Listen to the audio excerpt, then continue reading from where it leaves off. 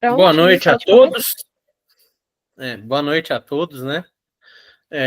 A gente vai começar agora nessa sexta-feira mais uma aula aí de projeto experimental, né? E vamos lá. Aula passada a gente falou um pouquinho sobre as técnicas, né? Utilizadas para coleta de dados, né? Agora deixa eu só colocar a apresentação aqui.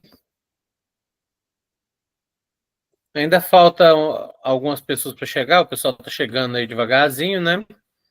Mas agora mesmo chega todo mundo, tá? A pedido de alguns alunos, essa aula, a chamada vai ser feita, né? Agora toda semana, mais para o final da aula, ali lá pelas 9h50, mais ou menos, tá? Então, toda semana a gente vai começar a fazer dessa forma, tá? Se não for problema para ninguém aí, claro. Então, vamos lá, né? A última coisa que a gente tinha passado é que as limitações da entrevista, né? As limitações dela. Primeira coisa, às vezes quem está sendo entrevistado não está muito animado com aquela entrevista, não está muito animado a tirar tempo para fazer aquela entrevista, né? Às vezes você tem falta de compreensão do significado das perguntas, né? A pessoa também nada impede ela de mentir na entrevista, como eu mesmo falei. Caso a pessoa não se sinta confortável com a pergunta, ela pode muito bem dar uma resposta fácil para não ficar sem jeito ali, certo? Então isso é muito comum.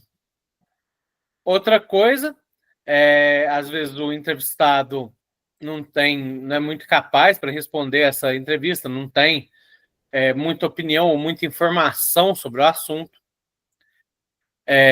Influências das opiniões pessoais do entrevistador. Às vezes o entrevistador, o modo como ele faz a pergunta pode influenciar quem está sendo entrevistado, certo? Às vezes, o discurso, o modelo da pergunta pode fazer isso. Tipo, ele quer perguntar a sua opinião de votos, né, entre candidato A e B. Então, ele vai lá e fala: sabendo que o candidato A é acusado de corrupção, que ele é um ladrão e que ele desviou verba da merenda, você ainda votaria nele? Né?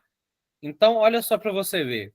Teoricamente, a responsabilidade do entrevistador é meramente perguntar em quem a pessoa está interessada em votar, né? Só que a forma como ele monta a pergunta, constrói a pergunta, influencia diretamente a opinião de quem está sendo entrevistado, certo? Então, tendo isso em vista, né, tem alguns tipos de entrevista. Quais são eles? A entrevista informal, que você pergunta normalmente sobre o assunto pesquisado, né? Isso aqui eu dei um exemplo para vocês, que é o exemplo dos podcasts, né? Então pode sair do assunto, pode ir para um assunto um pouco diferente e tal. Vai ter um tema central, muitas vezes, mas pode sair desse coisa, né? Tem a entrevista focalizada, que ela vai ter um tema específico, e você tem que tentar manter o tema da entrevista no assunto, né? Entrevista por pautas, né? Então ela vai ter um grau de estruturação ali, ela vai ter os assuntos que vão ter que ser abordados, certo? Um a um, né? Então você vai ter que passar por esses pontos durante a sua entrevista, ela tem um objetivo. E a entrevista estruturada, que vai ter uma relação fixa de perguntas, ou seja, as perguntas já foram completamente definidas e você não vai sair daquilo ali, né? E a vantagem dessa relação fixa de perguntas é que ela vai possibilitar um tratamento quantitativo dos dados, né? Como assim, né? Eu vou perguntar para a pessoa, por exemplo, Eu estou fazendo pesquisa do sabor do iogurte novo, certo? Da minha empresa, né? Você coloca a pergunta. Sendo de 0 a 5, com 0 sendo muito satisfeito, não, com 0 sendo muito insatisfeito e 5 sendo muito satisfeito, o que você achou do sabor do nosso iogurte de morango? Aí depois fala isso. Novamente, de 0, muito insatisfeito, a 5, muito satisfeito. O que você achou da embalagem do nosso produto e tal? Então, assim, você constrói a entrevista de certa forma que tudo vai ter valor em quantidades, certo? Então, esse valor em quantidades pode ser depois tratado de forma quantitativa. O que é uma coisa quantitativa? Já expliquei para você. Quantitativa é com números.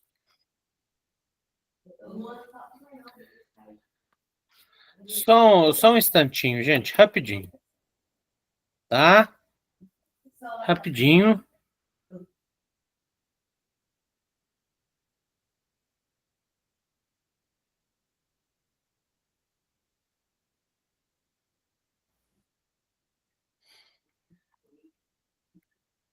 Então, vamos lá. Né? Já falei para vocês do questionário, né? E da técnica de testes. Basicamente, é o mais utilizado, né? E na parte de exatas, certo? Você vai ter que medir as coisas, você vai ter que obter valores numéricos, você vai ter que obter a quantidade de uma solução, você vai ter que obter o peso de um componente, você vai ter que obter o volume de um componente, você vai ter que obter a tensão de uma corrente elétrica. Então, tudo vai estar expresso em números. Justamente por isso você precisa da técnica de testes, certo? Você precisa medir esses números. Tudo bem? Tem as técnicas de documentos, né, que seria basicamente uma pesquisa na parte documental, certo? Então você vai procurar arquivos, registros, estatísticas, né? Tudo que você conseguir achar para tentar ajudar nessa pesquisa, certo? Isso aí é muito importante em trabalhos históricos, ok? Então a pessoa precisa saber o que estava acontecendo naquela época, né? Como é que as pessoas se comportavam, como é que era o mercado de trabalho naquela época. Então, você vai recorrer a esse tipo de dados, né?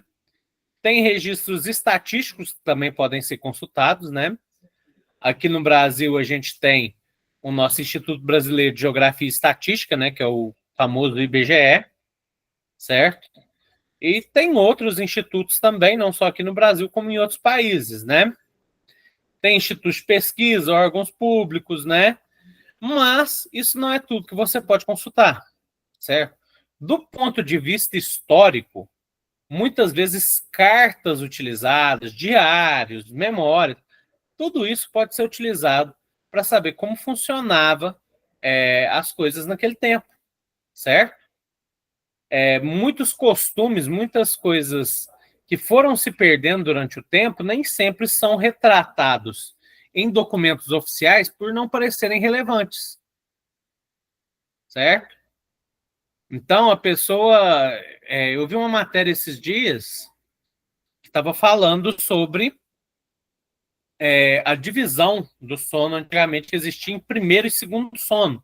Então, parece que há um tempo atrás era costume você dormir um pouco, acordar e tal, arrumar algumas coisas e tal, e partir depois para o segundo sono. Isso não é uma coisa comum ou que continuou com o tempo, certo?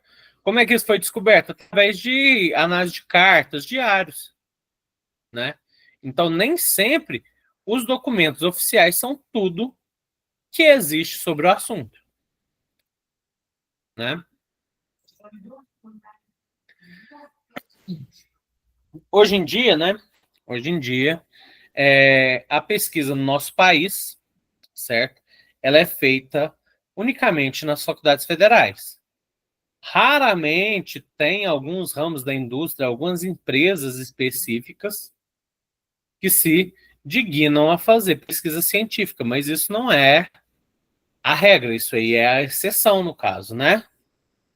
Então, hoje a gente precisa que tanto alunos quanto os professores, né, sigam esse caminho da pesquisa científica para que a pesquisa avance no nosso país, né? Então vamos lá, vivemos em tempos nos quais as tecnologias de informação e comunicação digitais, bem como a globalização dos mercados mundiais, trouxeram uma quantidade grande de informações sociais no mundo, a ponto de que vários autores consideram que estamos em tempos pós-modernos.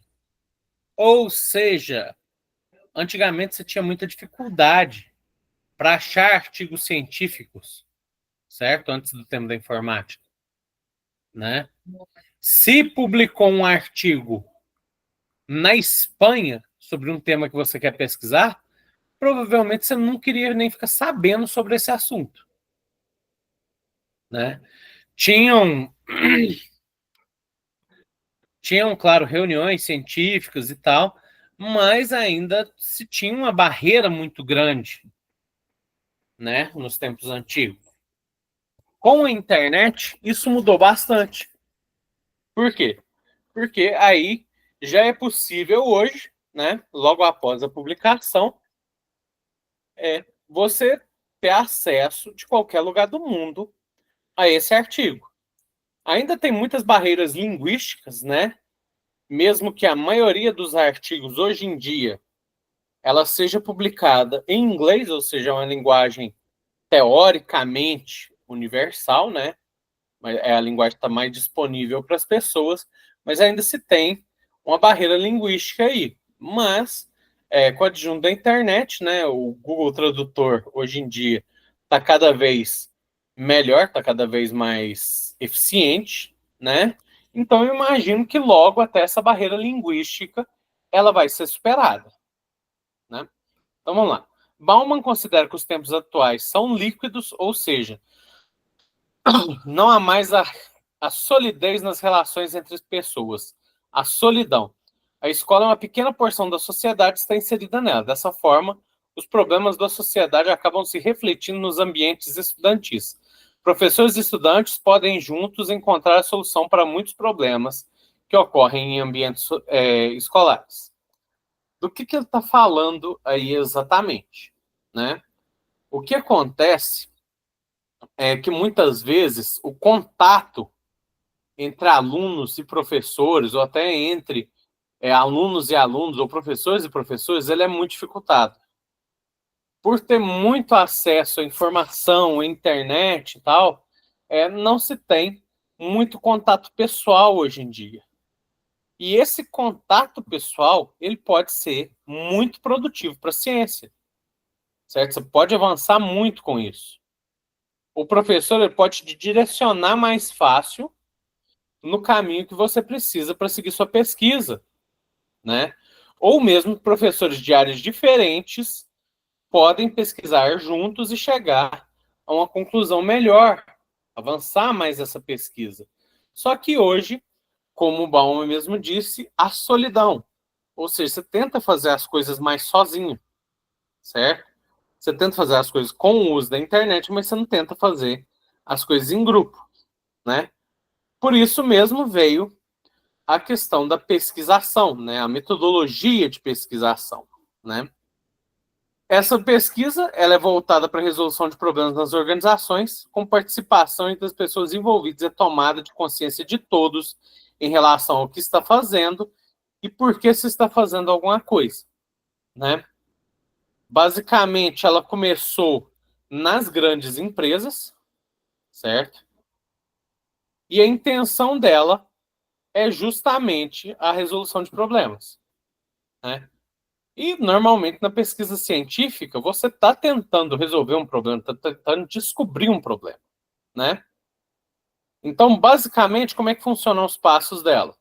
Funcionam de forma similar ao que está nesse diagrama. Primeiro, eu tenho um problema, né? eu vou fazer um diagnóstico, ou seja, eu vou investigar esse problema. O que está acontecendo? Talvez por que está acontecendo, ou talvez descobrir o porquê seja o seu objetivo, né? Então, eu tenho um problema, eu descubro por que aquilo está acontecendo. A partir disso, eu vou formular estratégias. O que seria essa formulação de estratégias? Normalmente, é um método científico. É o que você faria para resolver o problema ou descobrir o porquê que ele está acontecendo. Então, você fez um plano, você vai desenvolver e avaliar. Ou seja, você vai arrumar as coisas, né, para implementar esse plano, certo? Treinar pessoal, arrumar maquinário, certo? Tudo que você tiver que fazer. A partir disso, você vai instalar, né? Ainda no desenvolver e avaliar, e ver se funcionou ou não, certo? A partir disso, você vai ampliar e compreender. Como assim? Primeiro, você vai ver o que funcionou, o que não funcionou, se funcionou como deveria funcionar, e caso tenha funcionado, você vai padronizar aquilo ali. Não sei se vocês conhecem, né? Mas tem um método muito conhecido que é similar a isso aqui. É o chamado PDCA, ciclo PDCA. Né? Não sei aí quem de vocês já teve aula sobre isso, né? Mas no meio empresarial é um ciclo bem conhecido para melhoria contínua, né? Aí você fez isso aqui, né? E procede aos mesmos passos, ou seja, se funcionou, padronizei aquilo e vou procurar outro problema. Ou vou arranjar um jeito de melhorar ainda mais, tornar ainda mais eficiente.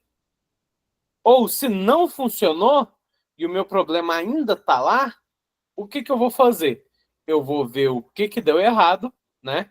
E vou começar esse novo ciclo de novo. Ou seja, eu vou formular uma nova estratégia aqui para continuar fazendo, tá? Então, a pesquisação foi desenvolvida nas empresas, né, depois levada para as escolas, porque é um ambiente favorável para isso, né?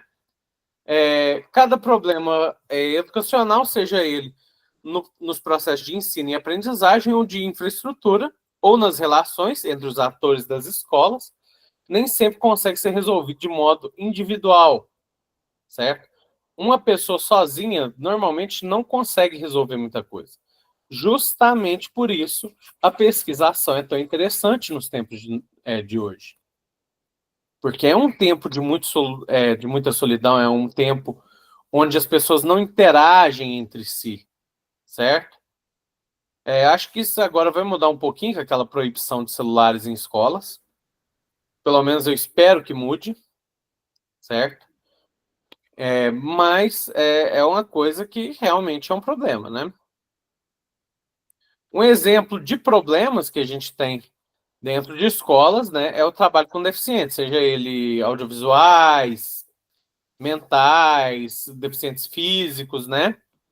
Então, durante os anos de graduação, nem sempre os alunos têm como trabalhar ou esse público de modo a desenvolver formas de ação eficientes. Ou seja, você não consegue dar a atenção necessária para esse aluno de forma individual para que ele se sinta atendido e, ao mesmo tempo, a turma se sinta atendida. Porque se você der prioridade somente a alguns poucos alunos, o resto da turma vai ficar de fora ou vai ficar defasada, certo? Então, para que isso seja eficiente, para que isso possa acontecer bem, você vai precisar da ajuda dos outros professores, dos outros alunos, certo? Compreensão deles e tal. Então, isso aí é necessário, tudo bem? Essa parte aqui foi meio que uma revisão, a gente já tinha visto a maioria na aula passada, né? E agora a gente vai começar o próximo slide. Só um pouquinho.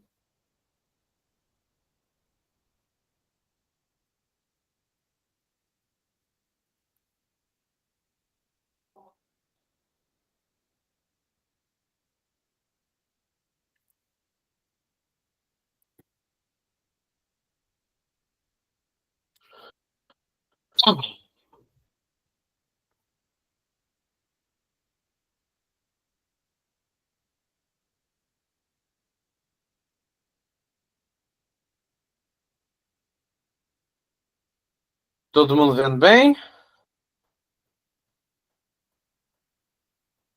Então, se tiver, vamos lá, né? Para aula. Tá vendo? Ah, não, beleza, então. É só para ter certeza.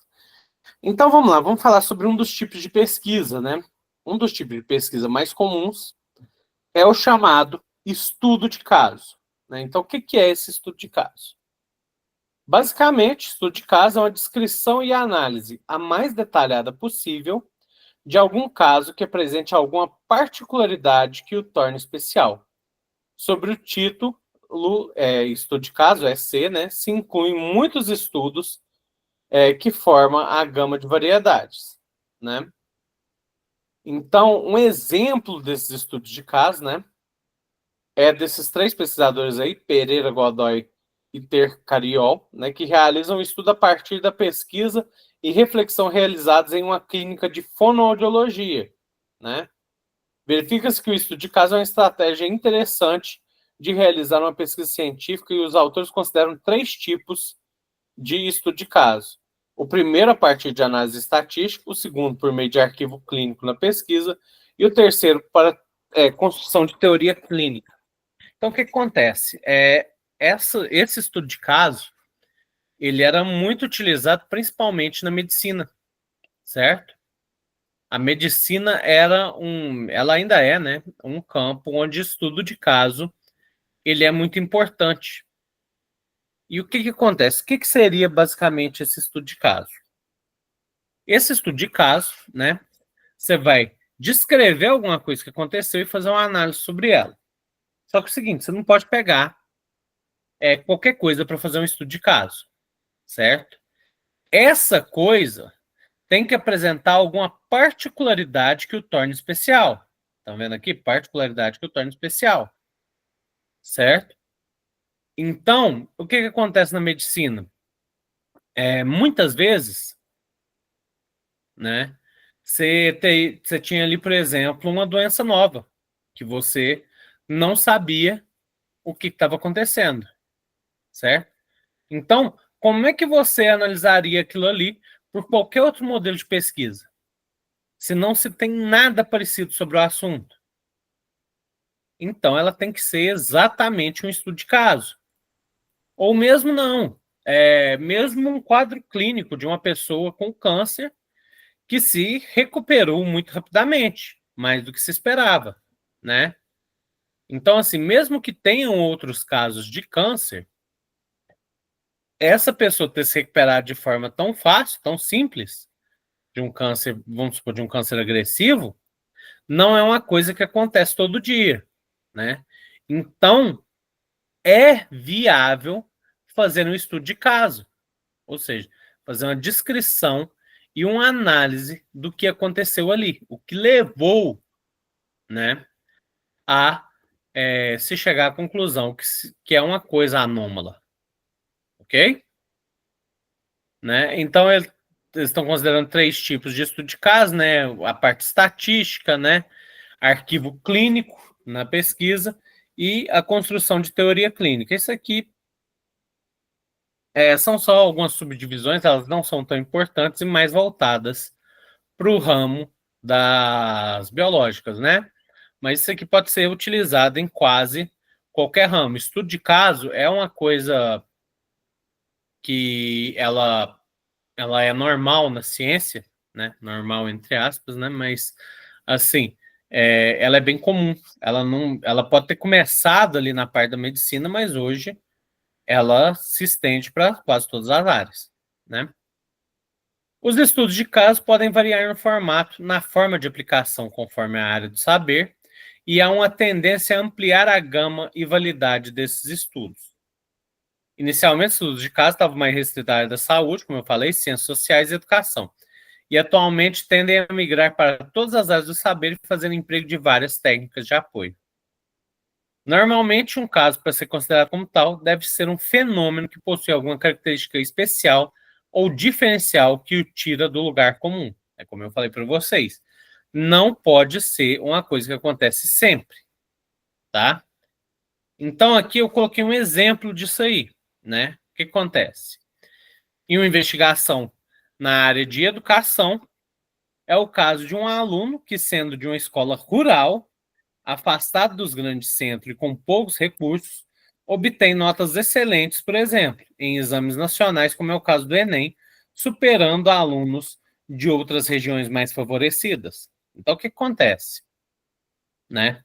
Por que seria viável um estudo de caso nesse exemplo? Gente, escola rural, normalmente a criança já fica o dia inteiro na fazenda. Muitas vezes essa fazenda não tem internet, mal tem luz e água, certo? Tem alguns pobres que nem luz tem, né? Então, o que acontece? A criança não tem muito jeito de estudar em casa. Ela muitas vezes que tem que trabalhar para ajudar os pais, a renda da família, fazenda é apertada e tal. Nessas escolas também, né? Tem muita gente que está em situação similar, então elas têm dificuldade de aprender, já vai para a escola cansada, que trabalhou o dia inteiro, né? Então, essas escolas rurais, normalmente, elas não têm tantos recursos, e os alunos normalmente não vão tão bem. Mas, mesmo assim, um aluno tirou uma nota excepcional no Enem. Então, isso aí já seria suficiente para ser considerado um estudo de caso. Porque não é normal isso acontecer, isso não aconteceu sempre. Então, tem que ver, nesse estudo de caso, por que que isso aconteceu. Então, o que está acontecendo? Esse aluno ele é superdotado? Não, não é. O que está acontecendo? Ele pega livros, talvez na biblioteca, a biblioteca tem uma biblioteca direcionada muito boa. O que está acontecendo? Os pais ajudam a estudar em casa, né? O que acontece para essa criança ter saído tão bem, certo? Então, isso seria um exemplo de estudo de caso, né? Normalmente, os estudos de caso procuram descrever e analisar de modo mais aprofundado e exaustivo o possível. A qualidade do trabalho depende da perspicácia e do empenho do autor em realizar um trabalho dentro das melhores práticas ou das mais recomendáveis.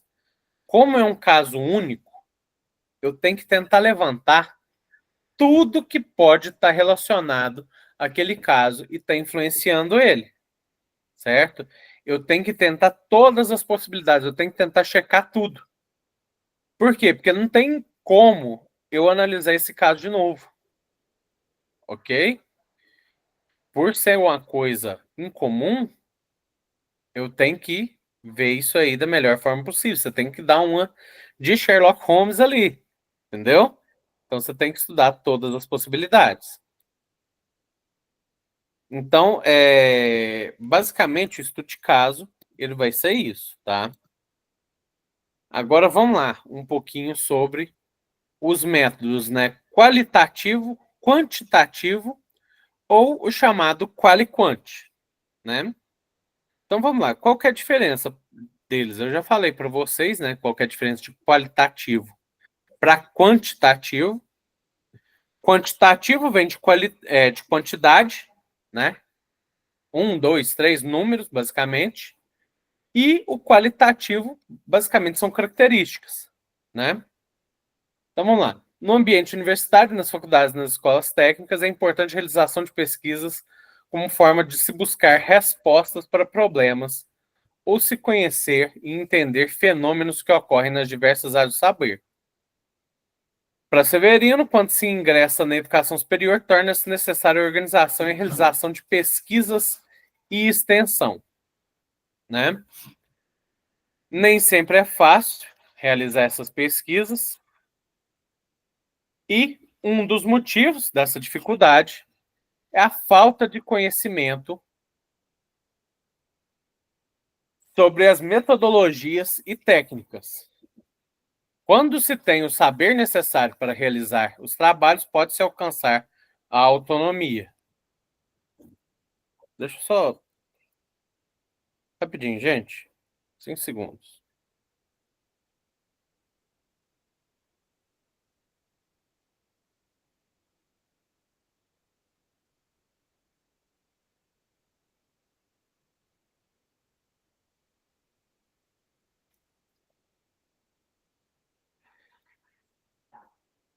Então, vamos lá, né?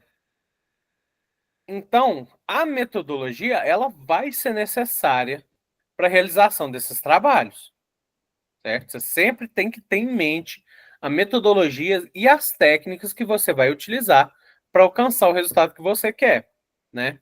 E o método, né, é o caminho para se realizar alguma coisa, e quando você tem o caminho, vai ser mais fácil para você chegar àquele resultado. É como um trem, né? Se você já tem a linha do trem, já tem onde você quer chegar, é só ir, certo? Então vamos lá. O método qualitativo, né?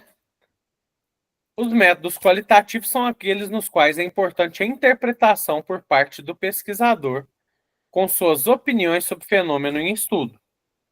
Neles, a coleta de dados muitas vezes ocorre por meio de entrevistas com questões abertas. Nesse tipo de pesquisa, algumas características são as características desse método qualitativo.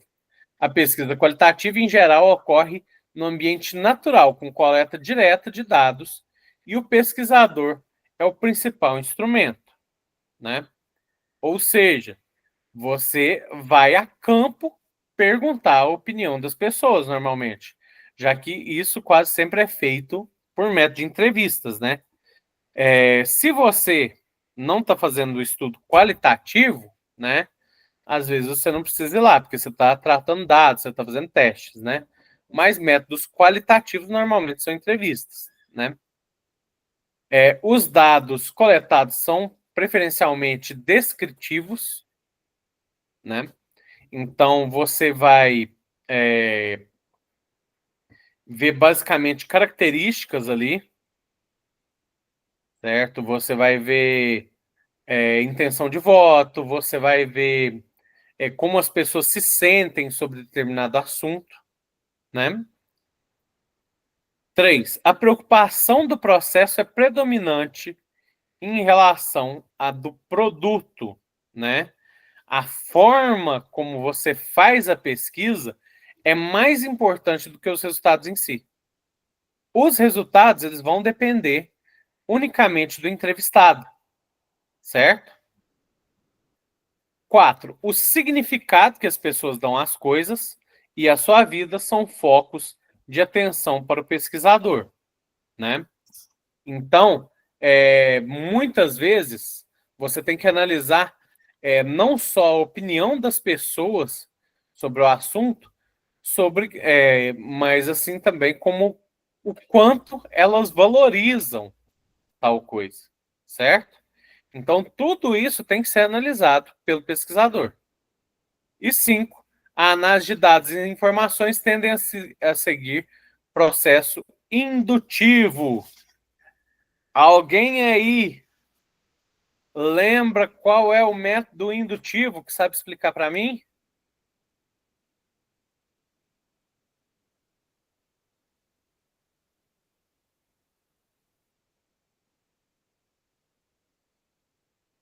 Não? Cri, cri, cri. Não, eu não Então, sei se é meio que o pé da letra, seria como extrair o máximo possível de informações, induzir a resposta. Eu não sei se seria então, nesse lado. não. Não, o método indutivo, ele é basicamente o seguinte. O método indutivo, eu vou investigar alguns casos, né? E ampliar esse exemplo e a partir dele fazer uma regra geral, né? Então, é aquele exemplo que eu falei para vocês. Eu estou vendo a questão, estou avaliando as características de uma espécie de macaco, né? Então, eu vou olhar, sei lá, a característica da cor do pelo, né? Não tem como eu investigar todos os macacos que existem no planeta para saber se aquela característica é verdadeira ou não, né? Então, o que eu faço? Eu pego certa quantidade de amostras, eu investigo certa quantidade de macacos, por exemplo, 100 macacos. E a partir desses 100 macacos eu tiro uma conclusão e a partir dela eu crio uma regra geral, né? Então, eu vou falar, minha conclusão vai ser que a cor predominante do pelo desse tipo de macaco é marrom, certo? Então, qual vai ser a regra geral? O macaco, sei lá, macaco prego, normalmente tem pelo marrom, certo? Então, isso seria o método indutivo, ok? Então, o método qualitativo ele tende a usar esse processo indutivo, ok? Agora eu lembrei de você explicando isso aí. Agora lembrou? Pois é. Uhum. Outra coisa que acontece nesse método qualitativo, né, é que você pode transformar ele em quantitativo. Como que você faz isso? Através de questões fechadas. Por exemplo, pelo emprego da escala Likert. Essa escala Likert é uma escala até bem famosa, né? Que esse cara criou, né? E o que acontece nessa escala? Em cada questão, face afirmações, o entrevistado escolhe um número de 1 a 5 relacionado com o grau de concordância em relação à afirmação. O número 1 corresponderia à discordância completa em relação à afirmação e o número 5 à concordância completa, né? Então, olha aqui, vamos colocar um exemplo, com um exemplo é mais fácil, né? Um exemplo da questão, seguindo a escala de Likert, pode ser o seguinte, aplicado em uma escola após a utilização de uma ferramenta mapa conceitual. Vai perguntar para os participantes. Aí tá lá, afirmação 1. O uso de mapas conceituais me permitiu entender o conteúdo da apresentação. Assinale um X para a única resposta que você considera correta. 1. Discordância total em relação à afirmação. 2. Discordância moderada. 3. Indiferente. 4. Concordância moderada. Ou 5. Concordância total, né? Ou seja, se os mapas conceituais realmente ajudaram a entender o conteúdo, eu vou marcar 5. Se não, se for o completo oposto, só te confundiu mais, eu vou marcar 1, né? E assim eu vou fazer mais perguntas sobre esse assunto, tá? Então, o que acontece? Com isso, eu vou fazer sempre nesse estilo, né? Inclinado para o mesmo lado. O que eu quero dizer com isso? Certo? Eu vou fazer uma afirmação.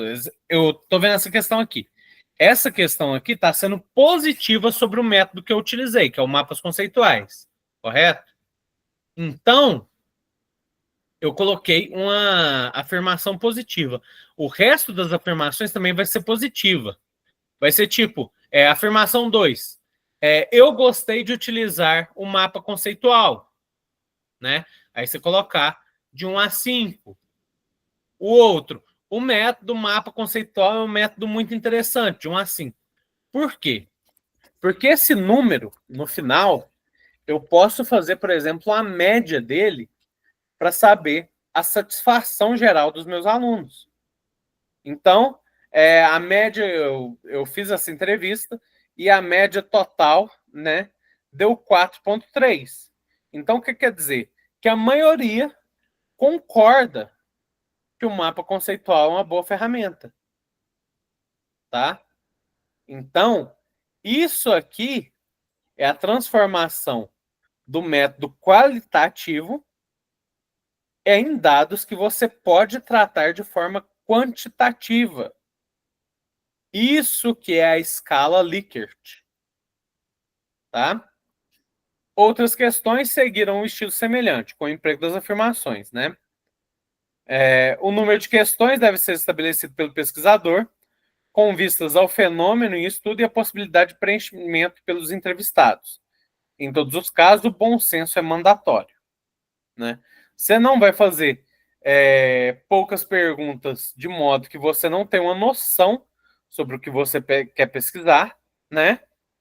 Ao mesmo tempo que você tem que ver que as pessoas não têm paciência infinita e se as suas perguntas forem grandes demais, foram perguntas demais, a pessoa simplesmente vai ou não responder ou responder, não, tá bom, tanto faz. Vai parar de ler e responder só número 3, por exemplo, que é no meio do caminho. Então, você tem que ter um bom senso ali na hora de fazer, tá? Observa-se que, por meio da geração das respostas de vários entrevistados, pode-se agrupar para cada questão as respostas dos entrevistados e com a quantidade de respostas. Por se possuir dados numéricos, pode realizar um tratamento estatístico, né? Então, essa escala, ela nos permite fazer ali média, desvio padrão, né? Para a gente ter ali uma noção de como estão os resultados da sua pesquisa, certo? Se vocês já sabem o que é, né? Eu acho que vocês devem ter tido isso, essa matéria por aí, né? Talvez até com o professor Felipe, não sei. Mas normalmente você já tem, né? Então, normalmente, para se realizar um tratamento estatístico com mais vigor, torna-se necessária a definição do espaço amostral, que é o universo de realização da pesquisa ou conjunto no qual se vai levantar dados. É preciso definir qual a amostra, ou seja, que tem uma quantidade suficiente para ser considerado um estudo estatístico válido. A grosso modo, até cerca de 1/3 de amostra em relação ao total pode ser um valor razoável. O que eu quero dizer com isso? Né? Vamos supor que eu estou fazendo uma entrevista na própria escola politécnica, né? Que vocês estão estudando em Araxá. Então, eu vou fazer uma pesquisa sobre o trabalho que os alunos desempenham no dia a dia, né? Então, eu tenho que ver o quê? Eu tenho que ver a minha quantidade de alunos. Vamos supor, eu tenho 300 alunos na Politécnica, certo? Então, talvez não seja viável para mim entrevistar todos eles, né? Então, vou entrevistar só alguns para ter uma noção sobre o geral. Só que o que acontece? Se você entrevista muito poucos alunos, a resposta da sua pesquisa pode ser totalmente enviesada, né? Tem 300 alunos? Legal, vou entrevistar 3 para definir. Aí eu entrevistei lá, um deles trabalha num restaurante e os outros 2 fazem dança artística. Aí eu vou colocar lá como resultado da minha pesquisa. 2/3 dos alunos da Politécnica trabalham com dança artística. Não, então a gente tem que fazer um curso de dança aqui na Politécnica, né? Estão vendo? Porque, tipo, como o universo amostra é tão pequeno assim, pode sair resultado bizarro e que não reflete a realidade, certo? Então, eu tenho 300 alunos, quanto seria uma quantidade boa para mim ter uma noção ali da ocupação desses alunos? Uns 90, 100 alunos, certo? Você vai definir a quantidade, é claro, você não tem normalmente verba infinita, isso aí é feito mais quando você não tem recursos infinitos, né? Mas ele deve ser feito, tá? A aplicação de uma escala deve seguir a sequência. 1. O pesquisador deve definir enunciados que manifestem opiniões ou atitudes, né? Ou seja, você perguntar o que a pessoa acha, o que ela faria em tal situação. Segundo, é preciso apresentar a escala para que os entrevistados manifestem concordância ou discordância para cada enunciado, ou seja, você tem que falar basicamente o que representa cada número deles, o de 1 a 5 ali, por exemplo. Você tem que falar que 1 é muito discordante, 5 concorda muito e tal, né? 3. Realizar a aplicação do questionário no qual cada resposta favorável recebe um valor mais elevado e cada resposta desfavorável recebe menor valor. Também não é problema fazer essa escala inversamente. Mas assim, você tem que ir no mesmo sentido que eu estou falando. Se você... Oi, desculpa, passei sem querer. Se você fez a primeira pergunta e a primeira pergunta o favorável é o 5 e o desfavorável é o 1, você tem que fazer todas as perguntas como o favorável sendo 5 e o desfavorável sendo 1. Se foi o contrário, o favorável era 1 e o desfavorável é o 5, você tem que fazer todas as perguntas nesse sentido. Por quê? Porque aí eu posso relacionar uma pergunta com a outra na hora do tratamento estatístico, né? 4. Tabular o resultado de cada questão individual pela soma dos itens. Isso aí, se você estiver fazendo esse questionário pelo Google Forms, por exemplo, muitas vezes ele vai te mostrar direto o resultado, certo? Se for presencial, você tem que ir anotando, fazendo uma tabelinha do Excel, né? Mas, caso não seja, você pode fazer, né? Pelo Google Forms ali, você recebe o resultado na hora. E 5, avaliar as respostas e analisar através de correlação. Ou seja, você vai ter que avaliar um a um ali, ver o que o público chegou, o que o público prefere ou não prefere e que conclusões você pode tirar daquilo ali, né? Aqui eu coloquei uma pesquisa de satisfação, que é um exemplo exato da escala Likert, né? Então, vai lá, ó. Obrigado por responder a pesquisa de satisfação do cliente. A pesquisa deve levar menos de 5 minutos do seu tempo para clicar no botão enviar por e-mail e para enviar a pesquisa ou imprimir o formulário e enviá-lo para nós. Obrigado mais uma vez pela sua avaliação do seu nível de satisfação em cada uma das seguintes afirmações, né? Ou seja, ele já coloca aqui até o tempo para a pessoa não desanimar de largar a pesquisa. Aí ela colocou a escala logo em cima, como vocês podem ver. Então tá aqui, ó, 1 muito satisfeito, 2 pouco satisfeito, 3 razoável, 4 um pouco insatisfeito e 5 muito insatisfeito. Viram que essa escala aqui está ao contrário da outra? A outra muito satisfeito seria lá no 5. Mas aí, vamos lá. Então, afirmação 1. Quão satisfeito você está com a entrega dos nossos produtos? Se tiver muito, você marca no 5. Se tiver, você marca no 1. E se tiver muito insatisfeito, você marca no 5, né? Como você avalia o tempo de resposta do nosso representante de venda? Quão satisfeito você está com a qualidade dos nossos produtos? Quão satisfeito está com a qualidade de nossos produtos de vedação? Como você avalia as comunicações de nossos clientes? Então, tudo isso, né? A pessoa vai marcar aqui e, através disso, ele vai ver o quão satisfeito o cliente está com a sua empresa, certo? Vamos lá para os métodos quantitativos. Nos quantitativos, né, você vai fazer a coleta de dados quantitativos ou numéricos por meio do uso de medições de grandezas e obtém-se por meio da metrologia, né? Então, metrologia vai ser dos números e medidas, né? Números com suas respectivas unidades. Esses métodos geram conjuntos ou massas de dados que podem ser analisados por meio de técnicas matemáticas, como é o caso das porcentagens, estatísticas e probabilidades. Métodos numéricos, métodos analíticos, geração de equações e fórmulas matemáticas aplicáveis a algum processo. Ou seja, basicamente aqui eu vou mexer com quantidade, né? Eu vou mexer com quantidade e já com a unidade dessa quantidade.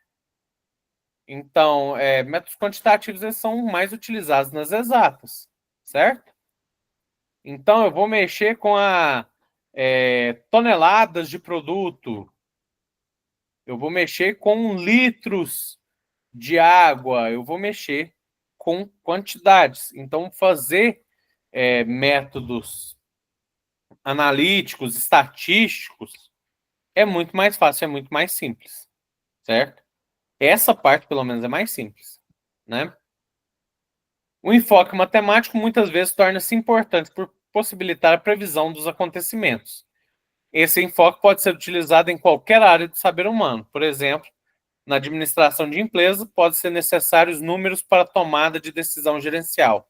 Na engenharia e mesmo nas áreas de saúde, podem-se utilizar métodos estatísticos para a realização de previsões em relação a algum fenômeno em estudo. Eles falam, não, mas na administração de empresas, como é que é isso aí? Você está gastando demais dentro da sua empresa. Você viu que você está gastando demais, né? Então, Como que você utilizaria um método quantitativo? Ah, eu preciso demitir X pessoas. Beleza. Você pode utilizar, por exemplo, dados de produtividade dessas pessoas. Você pode utilizar quantidade de faltas. Muita gente. A gente sabe que é assim. Muita gente taca atestado médico para qualquer coisinha. A pessoa está passando bem, a pessoa está ótima, está tacando atestado como se não tivesse amanhã, porque tem um amigo que é médico, tem um colega que é médico. Eu sei, eu conheço pessoas assim, tá? Então, assim, isso pode ser utilizado basicamente em qualquer área. Engenharia nem se fale, né? Você trata de quantidades em tudo que você está fazendo, ok? Em 2005, né, diz que ele que é uma das maiores autoridades mundiais, né, em métodos quantitativos, né? Ele considera que os métodos qualitativos e quantitativos não se excluem e podem ser importantes, se complementando e permitindo melhor entendimento dos fenômenos em estudo, né? Ou seja, muita gente vê os dois como extremos opostos e que não podem ser utilizados em conjunto. Já o IN, né, que é o especialista de estudo de caso, ele fala que não. Na verdade, os dois eles podem ser utilizados em conjunto e até interessante que sejam, tá? Então não tem isso de um método ele é supremo sobre o outro, não. Eu acho que depende do que você está estudando, do que você precisa, tá? Isso aqui seria o método quali-quant, né? Que seria a utilização dos dois. Eu acho que já está. A aula ainda não deveria acabar, né? Mas já está precisando fazer chamada. Não, vamos só mais um slide aqui e a gente faz essa chamada, tá? Só, só mais um aqui. Tá? Então, né? O estudo de caso, né, nos estudos exploratórios, analíticos ou descritivos, uma forma de investigação muito estudada vai ser muito utilizada, vai ser o estudo de caso. E um caso, né, como eu falei para vocês, é um acontecimento, um fenômeno em estudo. O estudo de caso é uma metodologia de estudo de fenômenos individuais ou processos sociais. Há uma gama muito grande e variada de estudos que se classificam nessa categoria, né? Algumas áreas da ciência que fazem uso intensivo do estudo de caso incluem as áreas da saúde, ciências da saúde, ciências sociais, humanas e engenharias. Um caso, para ser chamado de caso, tem que ter alguma particularidade que o diferencie, tem que ser especial. Em geral, faça estudo de um caso e não de vários casos. O caso tem que ser descrito e analisado de modo mais detalhado e completo possível. Ou seja, gente, tem que ter alguma coisa especial, certo? Por exemplo, minha tese de mestrado, né? Ela era um estudo de caso, ok? O que era esse estudo de caso? Basicamente, era o estudo de um depósito mineral. Por quê? Aquele depósito mineral, embora tenha outros parecidos com ele vai ter características únicas, certo? O local que ele está ali, grau de temperismo, composição química, composição das rochas, tudo vai ser diferente de um para outro. Então, o estudo de caso ele é comum, né? Eu fazer nas áreas da ciência, ok? Só tenham em mente que não pode ser uma coisa que acontece sempre, tá? Então, esse vai ser o estudo de caso. Alguma dúvida, pessoal? Por enquanto, não. Não? Beleza. Então, na próxima aula a gente continua. Deixa eu fazer a chamada de vocês. Acho que quem tem que chegar provavelmente já chegou, né?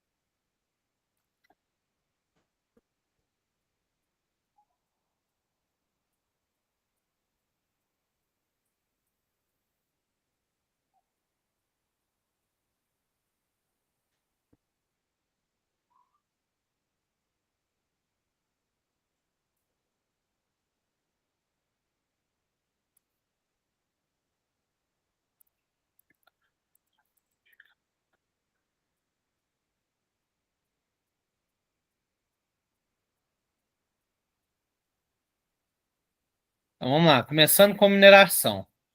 Danilo, Eubrindes, Francisco, Presente. beleza. Gustavo,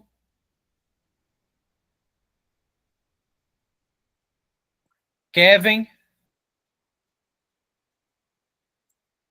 Marlene, Maiana e Nicolas.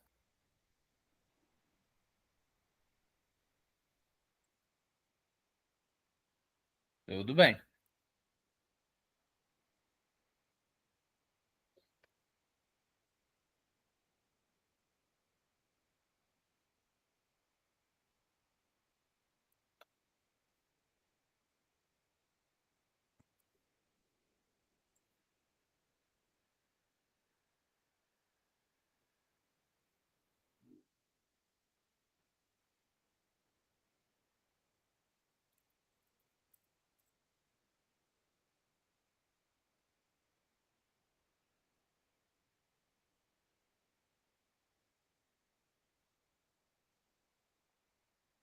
Agora química.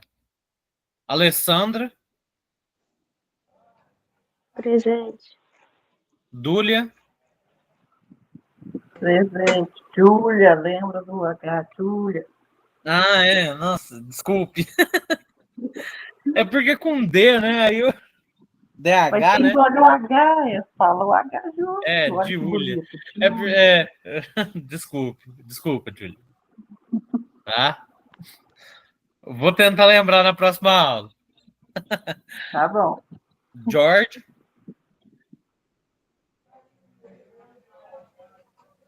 não. Ítalo, João Paulo, Presente. tá. Caroline, Presente. Kervin, não. E Wesley. Presente. Beleza, gente. Você tocou meu nome. Qual o seu nome? Pedro. Tá. Tá, Pedro. Tá você e o Enzo, né? Eu mandei a coisa para Ana, mas ela ainda não me respondeu. Realmente, o nome de você e do Enzo não tá aparecendo. Você passou e mando para vocês no particular. Pode ser, pessoal? Não entendi. Eu vou verificar aqui com a secretária em relação ao nome de vocês e passo para vocês na segunda, no particular de vocês. Pode ser? Beleza. Hoje eu também tinha conversado. Eles falaram que já tinha passado para a lista. Não sei o que aconteceu. Pois é, mas não tá aqui não. Escuta, perguntar. Não sei se seu caso é o mesmo, mas o caso do Enzo é porque ele não é da M14 naturalmente, ele só tá fazendo uma matéria com eles. É o seu caso também ou não? Eu já concluí mineração, mas não sei se eles eliminaram a matéria. Mas até o caso é tudo normal mesmo. Matéria é tudo normal. Não, eu sei, mas você é da turma Q13 ou da M14? Sim, sou da Q13. Então é estranho que não esteja aparecendo. Mas tudo bem, então. Tá? Aí ela vai ver direitinho, passa para vocês certinho. Eu agora não tenho Beleza. como fazer muita coisa aqui, não. Tá? Mas eu sei que você veio esses dias aí. Tá? Não é só hoje, não. Gente, então no mais é isso. Tá? Boa noite, bom final de semana a todos. Ok? Boa noite, pessoal. Boa noite. Boa noite. Boa noite. Falou.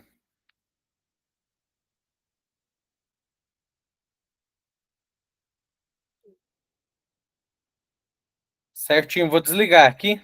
Tudo bem?